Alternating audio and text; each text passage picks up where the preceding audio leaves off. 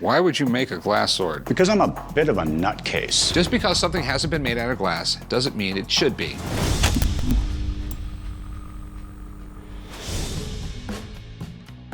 Well, I've got an antique cane gun. Wow, really? My wife and I bought it from a friend who needed money for new teeth. It's a cane and a gun. You don't see that. Do you know anything about the barrel or anything else? It's percussion, cap and ball. Being percussion, I believe that came out of early 1800s. Yeah, 1820s, 1830s. There's been laws in the books about concealed weapons since the early 1800s. So people who wanted to carry them had to get creative. Do you know anything about the maker or anything on it? I don't. Unfortunately, I couldn't find any maker markings on it. If we can find a specific manufacturer, it could make it worth a lot more money. Yep. Now, it's the first cane gun I've seen in like 20 years, and it's really cool. But when you don't have a brand or a maker, that also affects the price. Let me get my buddy down here to take a look at it. Wow, this is great.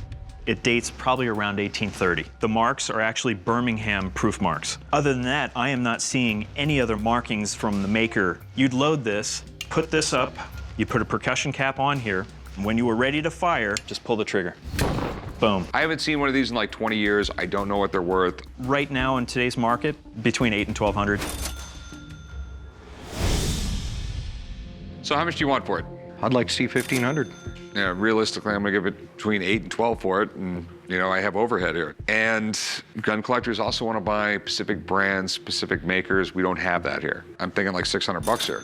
Well, I think it's worth more. You haven't seen one in 20 years. It's obviously rare. I wish it was worth more, but it's not.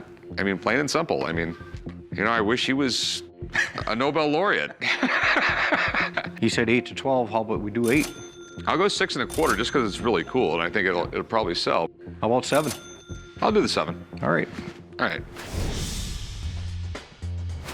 A glass sword. Yeah, I made it myself. Why would you make a glass sword? Because I'm a bit of a nutcase.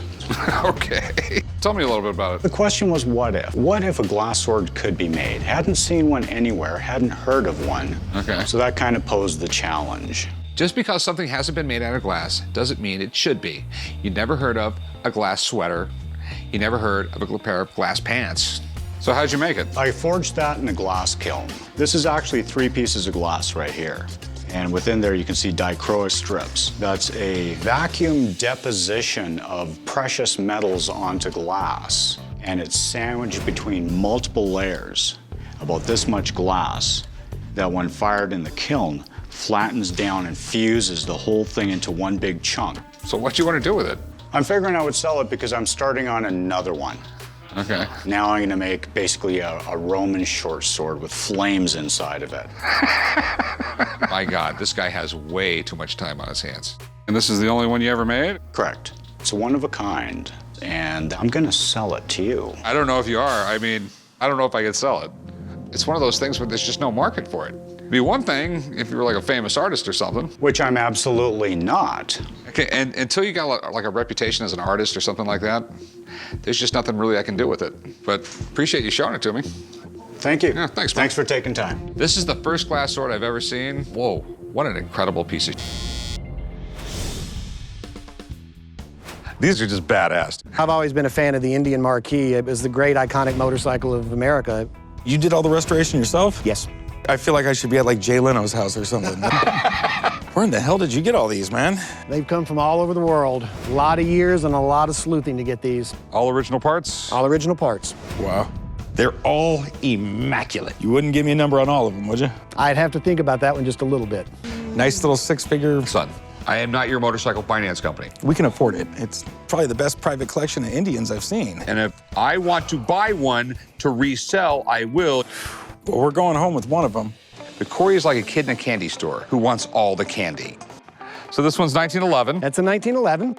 Nice. The original owner went away and fought in World War I. In fact, it just got cranked up for the first time in almost 100 years yesterday. This is a 1917 Indian twin. It's got a lot more levers and bells and whistles than that one did. The original seat, the original toolbox is there. And that's an old chief.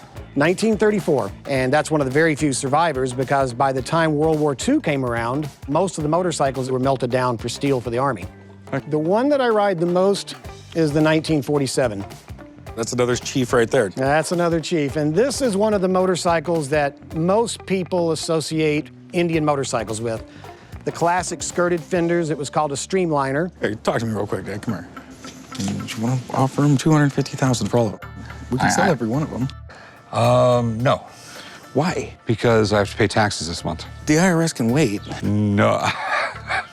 I know what I want to do here. You know, my dad's just getting a little weak in his old age. I mean, $250,000, it's a big risk, but the reward is there. So how much do you want for these? I mean, start throwing me numbers here. Some of them I haven't ridden very much, so You take $250 for all of them? probably not. Okay, there. What if it was $100 bills? No.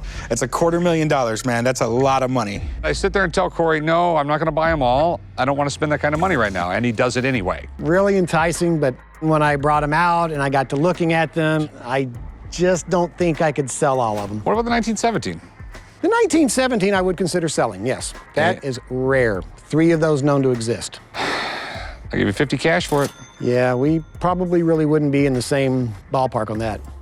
Yeah, I know it's one of only a couple, but the more rare and expensive, the longer you have to wait before you can sell it. I'd cry doing it, but I'd take 60. Let me give you 55 grand. 59. 55,000. 57.5, you got a deal. Deal. All right. It pisses me off a little bit because the guy would have gone to 57. Corey just threw $500 in the toilet. You show him $250,000 cash, he'll take it. No. Yeah, it's the whole thing. Don't fall in love, son. I'm not falling in love. I'm telling you, we could have made the money.